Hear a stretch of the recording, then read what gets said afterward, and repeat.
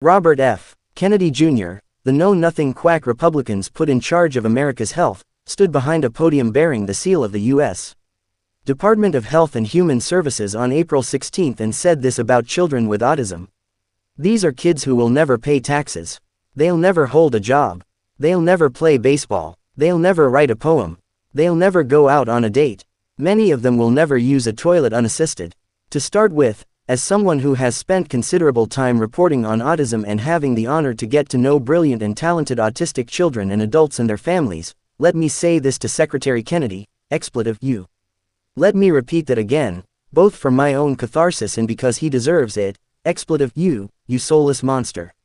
Kennedy dehumanizes autistic kids while denying proven science is degrading. Dehumanizing language is both preposterously inaccurate and wildly insulting.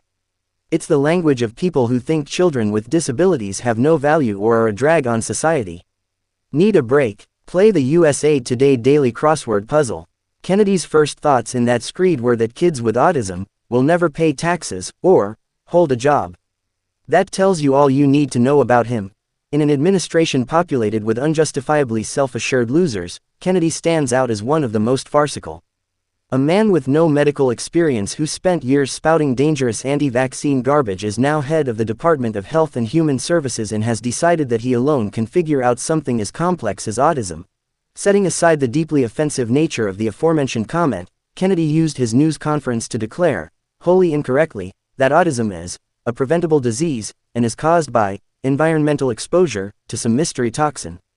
RFK Jr. is a babbling conspiracy theorist, not a serious person. Dr. Joshua Anbar, an assistant teaching professor at Arizona State University who helped collect data for the U.S. Centers for Disease Control and Prevention report that Kennedy was touting during his news conference, a report that directly contradicted much of what Kennedy said, told the New York Times flatly, autism is not an infectious disease. So there aren't preventive measures that we can take. Dr. Eric Fombon, an autism researcher and professor emeritus at Oregon Health and Science University, told the Times that what Kennedy was saying was ridiculous.